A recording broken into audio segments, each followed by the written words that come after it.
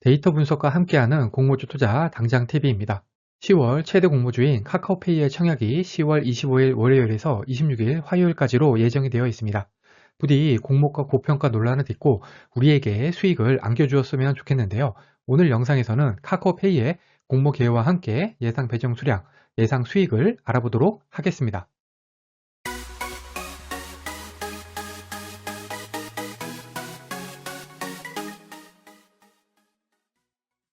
구독, 좋아요, 알림 설정은 저에게 큰 힘이 됩니다.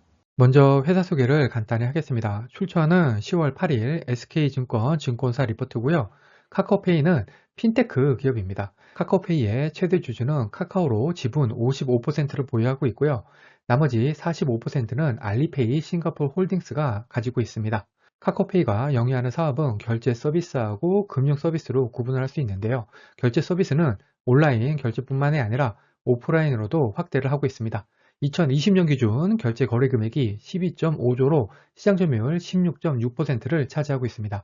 금융 서비스 같은 경우에는 대출 비교 서비스하고 함께 자회사인 카카오페이 증권을 통한 펀드 가입 같은 투자 서비스, 카카오페이 플랫폼을 통해서 자회사인 KP 보험 서비스를 진입을 해서 보험 상품에 가입을 하는 보험 서비스 등이 있습니다. 카카오페이는 20년 말 기준 거래액이 67조를 기록했습니다. 그리고 올해 상반기에만 47.3조를 기록을 했고요. 올해에는 100조 원까지 증가할 것으로 전망이 되고 있습니다. 올해 7월 기준 가입자가 3,660만 명, 연간 활성 이용자 수는 20년 말 기준으로 2,680만 명까지 증가를 해서 이를 기반으로 증권이나 보험 서비스 등으로 비즈니스 영역을 확대해 나갈 예정입니다. 좀 더 자세한 카카오페이 기업 분석은 제가 며칠 전에 올려놓은 이 영상을 참고하시기 바랍니다. 청약 일정을 보시면 주간 수요일을 21일까지 하고요. 청약일은 25, 26 양일간 합니다. 환불일이 28일이어서 환불일까지 2일이 걸립니다. 카카오페이는 피코그램, 시몬느 액세서리 컬렉션과 청약이 겹칩니다. 리파인, 엔캠 환불금으로 카카오페이 청약이 가능하고요. 카카오페이 환불금으로는 지니너스 청약이 가능합니다. 공모가를 보시면 밴드가 6만원에서 9만원인데요. 저는 공모가 상단인 9만원으로 계산하겠습니다. 공모가는 다소 생소한 성장률 조정 EV 세일즈라는 방식으로 산정을 했습니다. 성장률 조정 EV 세일즈는 기업 가치를 매출액으로 나눈 다음에 기업의 매출액 성장률로 조정을 하는 방식입니다. EV 세일즈 방식은 보통 매출액을 먼저 늘리고 시장 점유율을 우선 높인 다음에 이익을 내는 회사에 적합한 방식입니다. 당연히 카카오페이도 이런 회사에 해당이 되겠죠. 문제는 이 성장률 조정이라는 단어인데요. 증권신고서에서는 성장률 조정 EV 세일즈로 공모가를 산정하는 경우에 리스크를 다음과 같이 기술하고 있습니다. 성장률 조정 EV 세일즈는 미래의 성장성에 대한 기대감을 반영한 기업가치 평가 방법이다. 따라서 향후 실적이 현재의 기대값에 미치지 못할 위험이 있는 한계가 존재한다. 이름에도 불구하고 카카오페이를 현재의 순이익을 기준으로 한 PR이나 가치를 기준으로 한 PBR로 공모가를 산정을 한다면 카카오페이가 지닌 미래 가치나 성장 가능성을 제대로 반영할 수 없다는 판단 때문에 성장률 조정 EV 세일즈를 적용한 것으로 보입니다. 먼저 비교회사의 EV 세일즈 배수를 구해야겠죠. 이때 비교회사 매출액은 2021년 상반기 기준 1년 매출, 즉 20년 하반기하고 21년 상반기 매출의 합을 사용을 했습니다. 매출의 성장률은 2018년부터 2021년 상반기까지의 매출의 성장률로 계산이 됩니다. 이렇게 해서 계산된 비교회사의 평균 EV 세일즈 배수는 45배입니다. 카카오페이 역시 매출액은 2018년에서 2021년 상반기까지의 매출액 성장률로 계산했습니다. 매출액 성장률이 98.7%입니다. 비교 회사들 매출액 성장률이 각각 29.7%, 36.2%, 85.8%인 점을 비교하면 상당히 높은 걸 알 수 있죠. 문제는 과거의 성장률이 미래의 성장률을 담보하지 않는다는 것이죠. 아무튼 이렇게 구한 적정 시가총액은 17조 7,968억입니다. 만일에 매출액 성장률을 적용하지 않고 단순 EV 세일즈만 적용을 해서 적정 시가총액을 구하면 17조 7,968억에서 8조 4,227억으로 작아지게 됩니다. 거의 반토막이 나는 거죠.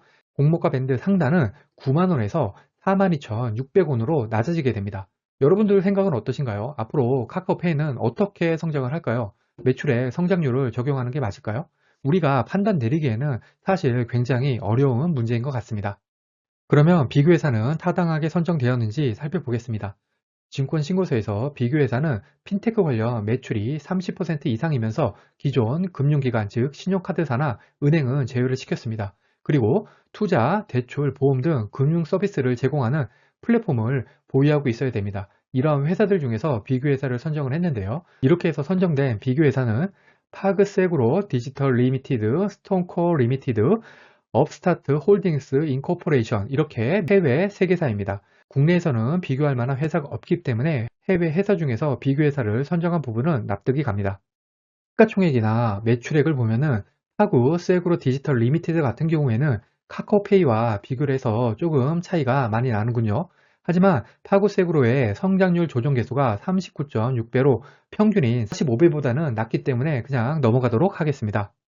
이렇게 해서 구한 주당 평가 가액은 13만 976원이고요. 여기에다가 할인율 54.19%에서 31.28%를 곱하면은 희망 공모가액 밴드인 6만원에서 9만원이 나오게 됩니다. 상단 기준 31.28%라는 할인율은 최근 5년간 코스피 상장기업 평균 상단 할인율이 19.79%인 점을 고려할 때 매우 높은 수준이라고 할 수 있습니다. 그러나 사실 카카오페이 같은 경우에는 할인율은 크게 의미가 없습니다. 왜냐하면 공모가 밴드 산정 과정이 적합한지 여부를 판단하기가 너무 어렵기 때문이죠. 카카오페이의 공모가 산정의 핵심은 과연 성장률 조정계수 적용이 타당한가입니다.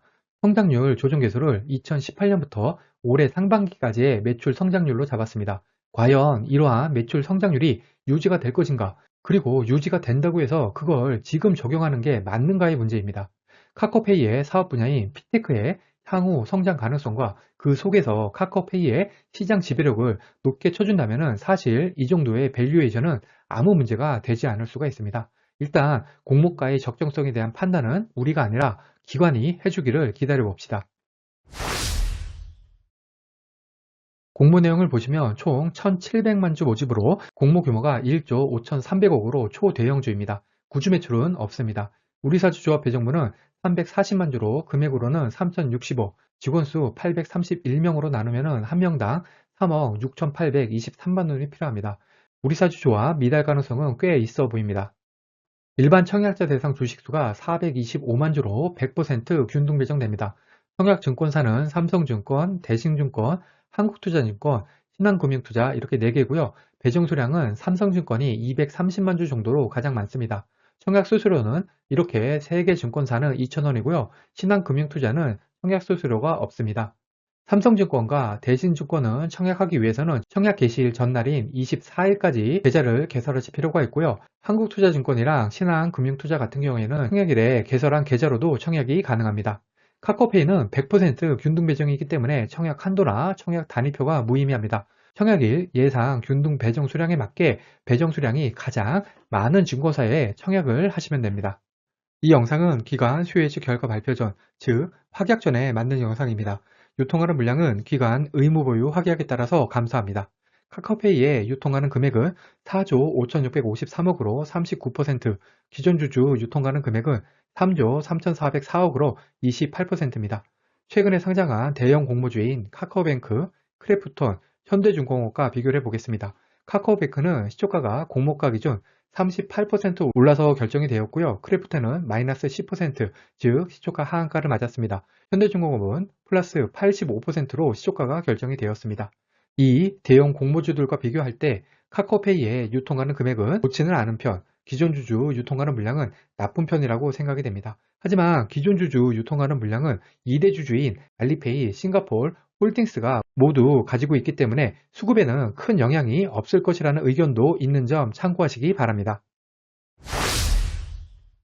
그러면 목표가를 잡아보겠습니다. 카카오페이의 공모가 9만원 기준으로 시가총액은 11조 7,330억입니다. 사실 카카오페이의 공모가가 높게 잡힌 것은 맞는 것 같습니다. 하지만 상장일 주가가 공모가 이상으로 못 올라갈지에 대해서는 확신하지는 못하겠습니다. 마찬가지로 공모가 고평가 논란이 있었던 카카오뱅크 같은 경우에 상장일 시초가는 공모가 기준으로 플러스 38% 상승해서 결정이 되었습니다. 그래서 일단 저도 카카오페이의 목표가는 공모가 기준 33% 상승한 12만원으로 잡아보겠습니다. 현재 목표가는 기간 수요 예측 결과가 나오지 않은 상태에서 잡은 것으로 단순 참고하시길 바랍니다. 예상 균등배정 수량을 계산해 보겠습니다. 비교할 회사로 카카오뱅크, 크래프톤, 현대중공업을 잡았고요. 각각 청약 건수가 186만 건, 29만 건, 171만 건이 들어왔습니다. 여기 3개 회사 기간 경쟁률도 참고하시고요. 만일에 카카오페이의 기간 경쟁률이 1500대 1만 넘긴다면은 청약 건수로 180만 건은 들어오지 않을까 생각을 해봅니다. 그러면 균등배정 주식수 425만 주를 180만으로 나누면 2.36주가 나와서 균등으로 3주 배정 예상해 보겠습니다. 그러면 예상 수익을 계산해 보겠습니다. 12만 원에 매도해서 주당 3만 원 수익을 가정을 했고요. 최소 청약인 20주 청약하는데 90만 원이 필요합니다. 혼자 청약하면 최종 수익이 8만 8천 원, 3인 가족 청약 시에는 26만 4천 원 수익이 예상이 됩니다. 결론입니다. 카카오페이는 분명히 성장 가능성이 매우 높은 회사입니다.